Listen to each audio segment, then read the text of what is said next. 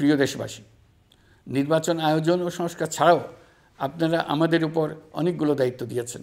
এর মধ্যে রয়েছে অর্থনীতি পুনরুদ্ধার ও মানুষের জীবনমান উন্নয়ন। ফ্যাসিবাদী সরকারের কাছ থেকে আমরা বিপর্যস্ত এক অর্থনীতি পেয়েছি। আমাদের বৈদেশিক রিজার্ভ তলানিতে গিয়ে ঠেকেছিল।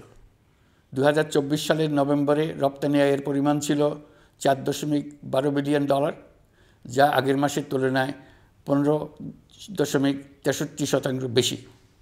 সামগ্রিকভাবে 2024 সালের জুলাই নভেম্বর সময়কালে রপ্তানি $16.11 বিলিয়ন মার্কিন ডলারে পৌঁছেছে। গত বছর একই সময়ে রপ্তানি আয় ছিল $14.34 বিলিয়ন মার্কিন ডলার। বছরের হিসাবে এই প্রান্তিকে রপ্তানি আয়ের প্রবৃদ্ধি 12.34%।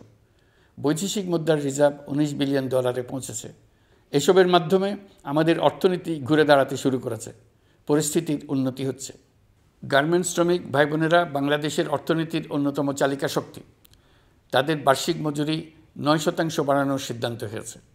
মূল্যস্ফীতির বিষয়টি বিবেচনা করে শ্রমিক ইউনিয়ন মালিকপক্ষের সঙ্গে আলোচনার ভিত্তিতে এটি নির্ধারণ করা হয়েছে। মূল্যস্ফীতি নিয়ন্ত্রণে সরকার আন্তরিকভাবে কাজ করছে। স্বীকার করতে দ্বিধা নেই, এক্ষেত্রে কাঙ্ক্ষিত সাফল্য আমরা এখনও পাইনি। তবে আমার বিশ্বাস মূল্যস্ফীতি শিগগিরই কমে আসবে। গত কয়েক মাসে বাজারে কিছু পণ্যের দাম বেড়েছে।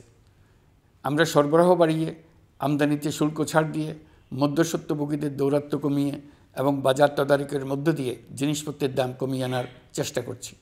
পরিবহন খাতে চাঁদাবাজি এখনও পুরোপুরি বন্ধ করা যায়নি। এটা সম্ভব হলে আমরা আশা করি জিনিসপত্রের দাম আরও কমে আসবে। আমরা আপনাদের কষ্টে সমব্যথী। তবে আমরা জানি সরকারের কাজ কেবল সমবেদনা জানানো নয়। আমরা আপনাদের কষ্ট কমিয়ে আনতে সকল রকম চেষ্টা চালিয়ে যাচ্ছি। আসন্ন রমজানে দ্রব্যমূল্য সহনীয় রাখতে আমরা সবার সহযোগিতা চাই। আমরা ইতিমধ্যে ব্যবসায়ীদের সঙ্গে কথা বলেছি। তারা আমাদের কাছে ওয়াদা করেছে বাজারে পণ্য সরবরাহে কোনো সংকট হবে না। অতিরিক্ত মুনাফার লোভে যদি কেউ কৃত্রিম কোনো সংকট সৃষ্টির চেষ্টা করে আমরা তাকে কঠোর হাতে দমন করব। বাজার সিন্ডিকেটের দৌরাত্ম্য বন্ধ করতে বিকল্প কৃষি বাজার চালু করার লক্ষ্যে আমরা কাজ করে যাচ্ছি।